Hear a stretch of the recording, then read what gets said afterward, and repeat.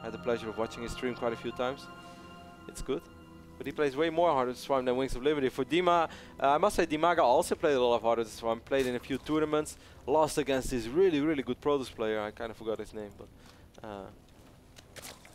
was it... Who was it, man? It must have been Rotterdam. No. That's the first name that comes to my mind. I would have remembered that if when I think about really good Protoss players. Anyways, Dima has played quite some Heart of the Swarm as well, Ben. It's fun to see their accounts, and you see some people that played 50 games. I think Dimaga played well over 200 games. TT1 on the other end played, I think, over 400 or 500 games already in Heart of the Swarm. Same goes for Moro. Moro is TT1's practice partner in Heart of the Swarm. And anyways, it was still rather surprising to see him beat Dima in game number 1 on Entombed, but hey, Ben. After all, StarCraft practice is still StarCraft practice, and you might have been practicing a different game. Of course, your mechanics are still going to get better. You will still be able to micro better. And after 2 years of Wings of Liberty, these guys know the metagame very, very well. Very early pro out for TT1 will drop the pylon in the natural of Dimaga. That's a bit annoying. Dima's going to open up with the 15 pool. He can, of course, just expand over here if he wants to. I'm curious to see if TT1 is going to let the pylon finish. I do think he will, since he's bringing his rope all the way back to this side of the map. So this is kind of like, okay, instead of 25 minerals, I'm sacrificing 100 minerals. But I'm also going to get my probe back to my side of the map. So I'm going to save myself again a little bit of mining time. Curious to see how that really turns out, what he saves with it. Sending this probe back rather than keeping it on the right side of this map. I really wonder what the use of this is, because Dimaga can just expand here, and the links will pop out and take care of this pylon, and then he's going to expand here. You know what I think would be really cool? Tell me. You know how you can click on a unit and it tells you how many kills they have? Yes. What if, like, on a drone, it would tell you how many minerals he's mined? Yeah. That'd be cool, man. That is kind of cool. You know, there's also like this distant meter thing, you know, that you could see how far a probe has traveled. Like, how often would that be? Did you have like this one Zergling who's on patrol the entire game? I mean, we play World of Tanks sometimes here at the office. It's a game that MrBitter plays there a lot. Yeah, a ton. Every day I want to go home, I was like, Ben, let's go. He's like, no, I'm artillery, I'm getting it. Like, Ben. But they track some really cool stats in World of Tanks. One of them that I always thought was interesting. If you spot a unit and it dies, it gives you credit for spotting it. So like, what if like a scouting probe goes out and it's like, you spotted 2 units that were killed? It's kind of like an assist in a Bomba game. Yeah, exactly. I always thought that was kind of neat. I think we need more stat tracking in StarCraft 2. Yeah, I agree. That's why I feel that the profiles are so empty. In Warcraft 3 you had better statistics as well. I spent days, Ben, during high school and college just looking at my own history, because you could see on how many times you won on each and every single map. This probe is blocking the entrance, by the way. It's going to be forced to warp in the pylon. Well done by TT1. You can cancel it right now, as the cannon is ready. What I really liked in Warcraft 2, Ben, is that you could see, okay, let's say I played 15 games on Lost Temple, I'm 14-1. I played 16 games on Scores Basin or Two Rivers, whatever. And for each and every single map, you have statistics. And also for each and every matchup. I remember there was this is a little bit off topic, but I want to bust it out real quick, since this is kind of a standard opening.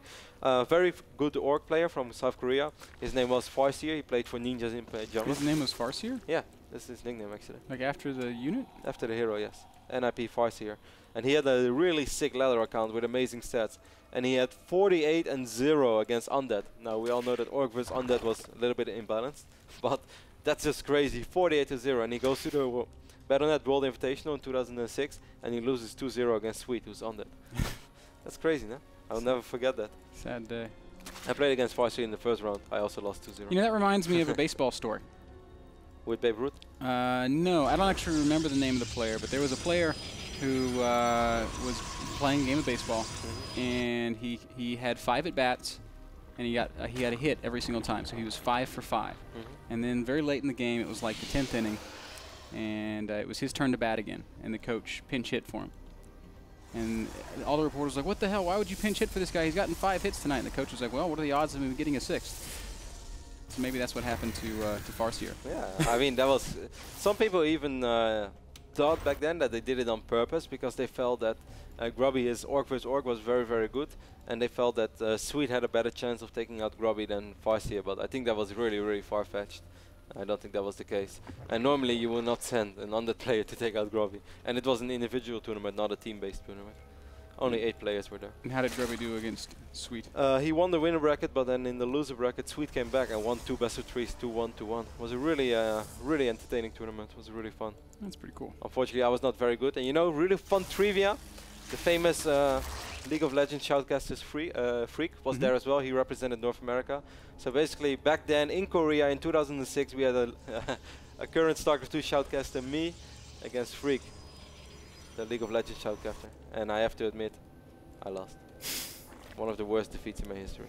Poor Freak. He's a nice guy, but he was not very good at the game. But somehow he did beat me, Ben. Wow. Well, I always told him that as well. Yes, I have actually been there when you've said that. Yeah. Every time I see him, he likes to remind me of that as well. He's like, hey, remember our games in Korea? Yes, Freak. Unfortunately, I do. I don't think I will ever forget that. Anyways, man, good old days. Couple of sentries out for TT1 already. He's getting quite a few gates. It's going to be 7 gate. I think this is a super fake Nexus ban, as he doesn't have a wall, he doesn't have any pylons, doesn't take simulators. Dimaga did scout it, but well, I'll be damned if this is not a Nexus cancel.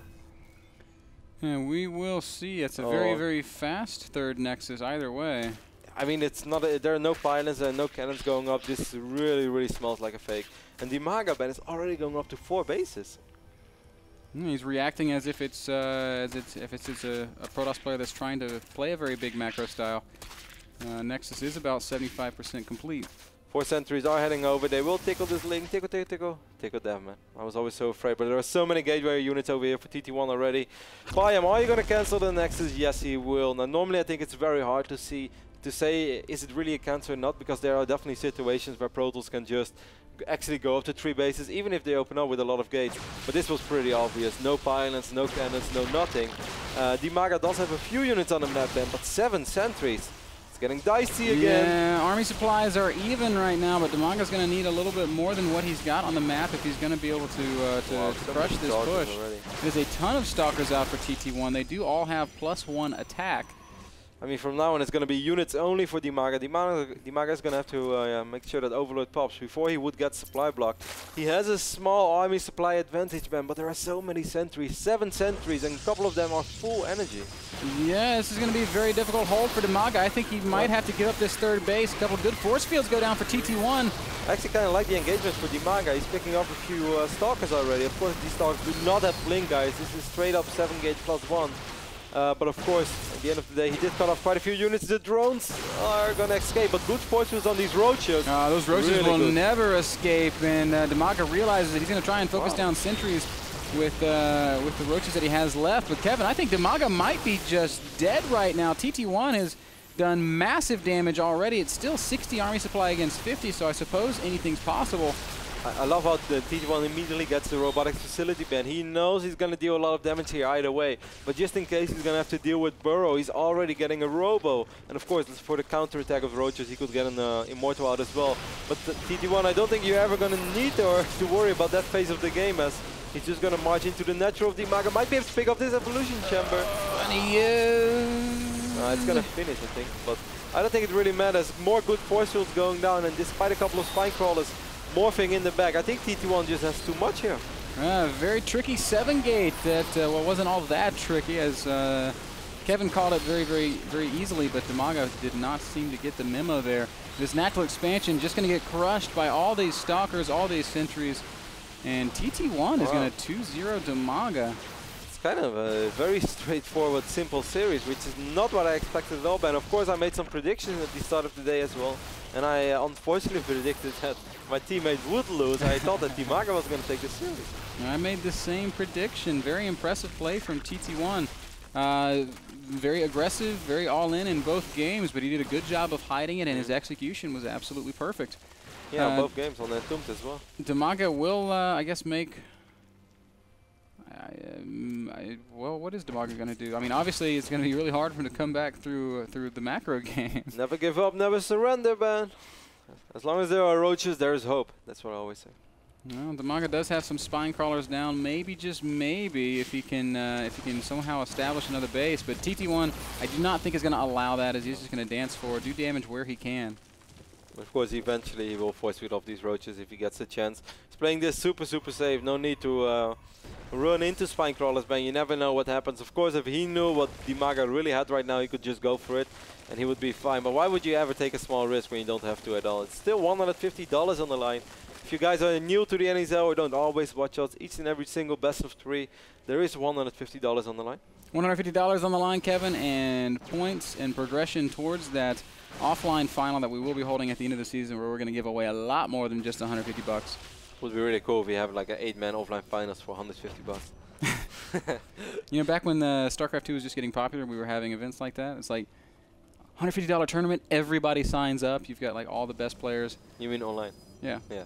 But how cool would it be if we fly them halfway across the world for 150 bucks? I think it makes great business sense. $1,500 tickets for we save like 30 grand on prize money. There's overseer Wolfall. Dimaga's still hanging in there. He's going to wait until infestors are out, man. He's doing some long distance mining.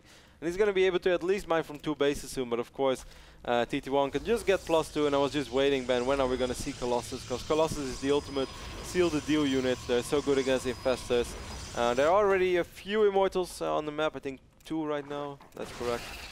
So Immortals and Colossus, I don't really see how a 2-base Zerg can ever do something about that.